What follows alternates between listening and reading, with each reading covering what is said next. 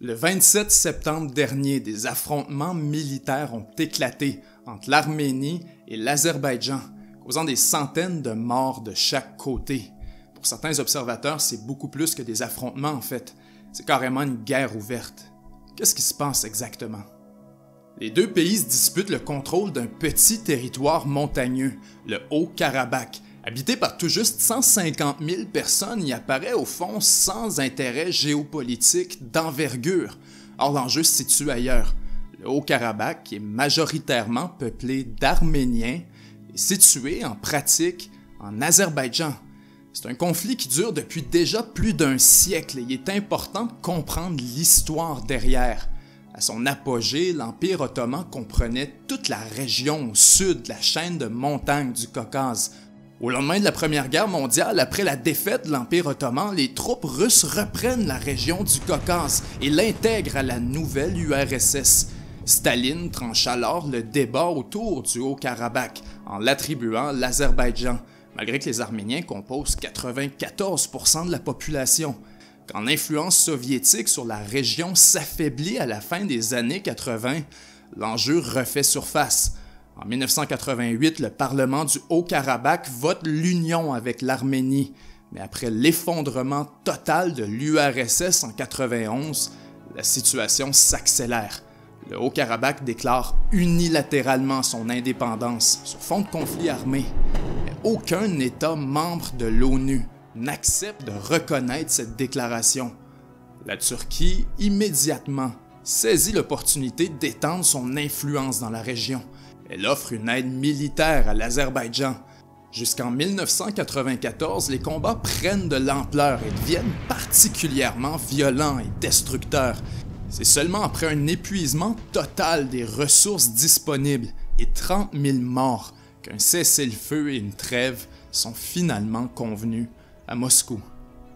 Depuis le milieu des années 90, donc, le dossier est resté sur la glace. Les puissances mondiales comme la France, la Russie et les États-Unis ont essayé une médiation entre l'Arménie et l'Azerbaïdjan en formant le groupe de Minsk, mais ça n'a pas servi à grand-chose. Les hostilités reprennent régulièrement et encore aujourd'hui, depuis quelques mois, la situation est telle qu'on se demande si les deux États sont pas à nouveau en état de guerre. Officiellement, après quelques jours d'affrontements, on compte déjà des centaines de morts, dont des dizaines de civils. Mais les deux camps affirment avoir causé de 2 à 3 000 pertes chacun à l'ennemi. Les deux pays s'accusent d'avoir massacré des civils. On utilise des drones, des roquettes, de l'artillerie et de l'aviation. La loi martiale a été décrétée des deux côtés. L'Arménie a appelé à la mobilisation générale. Les bombardements se multiplient, les populations ciblées se cachent dans des caves et des abris de fortune. Plusieurs sont privés d'électricité des deux côtés. Les hommes sont volontaires pour aller au front. Malgré tous les appels de pourparlers, de négociations de paix et de règlements diplomatiques, les deux pays sont déterminés à aller jusqu'au bout.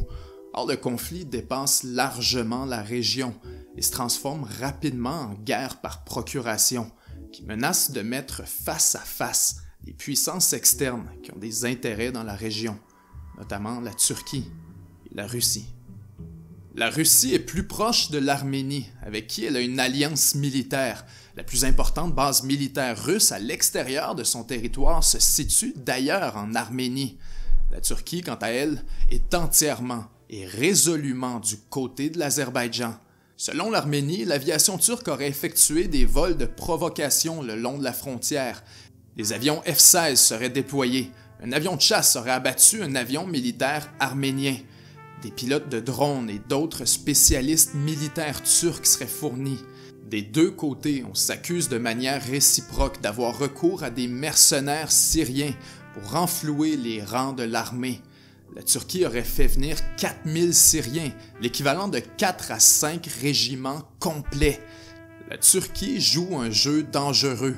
Certains la soupçonnent de vouloir finir ce qu'elle a commencé en 1915, en anéantissant définitivement les Arméniens. Ce qui devient de plus en plus clair, c'est qu'elle entend fédérer les populations turcophones et musulmanes dans la région, comme les Azéris, afin de continuer son développement en tant que puissance régionale et mondiale. Si elle intervenait directement dans le conflit, les tensions exploseraient et les grandes puissances seraient plongées dans l'arène, mettant la table pour un affrontement direct entre un membre de l'OTAN et la Russie, une catastrophe diplomatique que le monde entier veut éviter.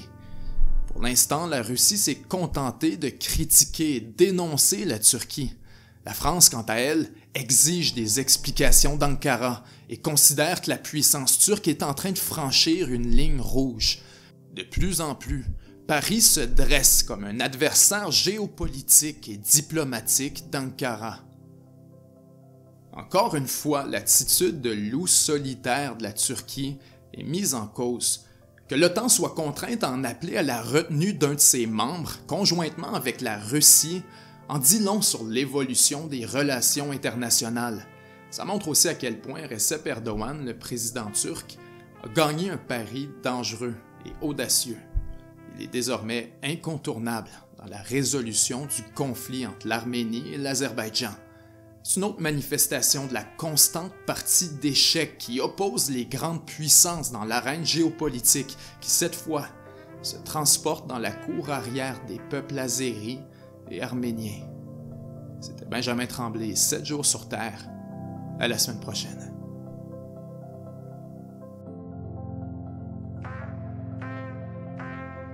« 7 jours sur Terre » est financé entièrement et exclusivement par vos contributions.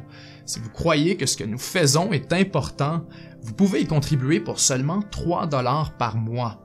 En remerciement, vous débloquerez l'accès à une tonne de contenu exclusif, dont une capsule à chaque semaine. Il suffit de se rendre au www.7jourssurterre.com/abonnement, où tout se complète en quelques clics seulement et chaque petit coup de main est apprécié.